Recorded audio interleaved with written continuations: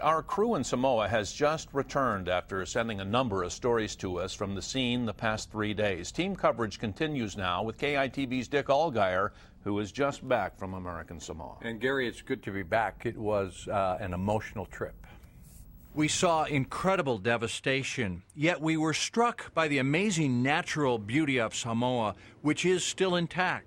The coastlines on the west side of American Samoa and the area near Pago Pago Harbor were hammered, though. Villages were crushed. Everyone was affected. Almost everyone we met knows someone who lost nearly everything. Almost everyone has lost friends or relatives.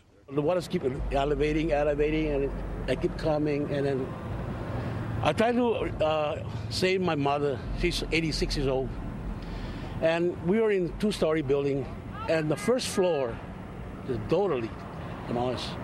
And good thing we had, probably Jesus Christ helping take our mother out from the house. And I noticed there was no water, no ocean. So I was yelling at one of our employees to get out of the building, because our building sits right on top of the water. So then, by the time we got up to the higher ground, our building was gone. And quite obviously, some very moving human stories and all. We heard so many stories. I'll give you a couple of examples. A tragic story and a story of survival.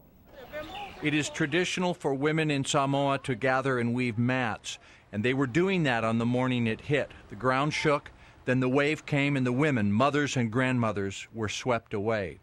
2 bodies were recovered when we were at the harbor yesterday. It turns out ladies well known by our guide and helper there in Samoa, Oscar Beetham. Also at the harbor, the Hokulea of Samoa, Samoa's voyaging canoe named Va'ateli. It survived when other boats were smashed. The Va'ateli had some damage, but it looks like it will be repaired and will be okay. And then there is a child survivor. And I want to end on this one on a positive note. There was a man with a baby we heard of. And the wave came in, and the baby was going to be swept away. The man put the baby in a cooler. As the wave receded, the cooler went out to sea. But a second wave came in and brought it in and deposited it on shore, and the infant survived. Wow, what a story. In the middle of tragedy, a miracle. Yeah. Yeah. It's something I'll never forget, and the people there also will never forget. Okay, thanks, Dick.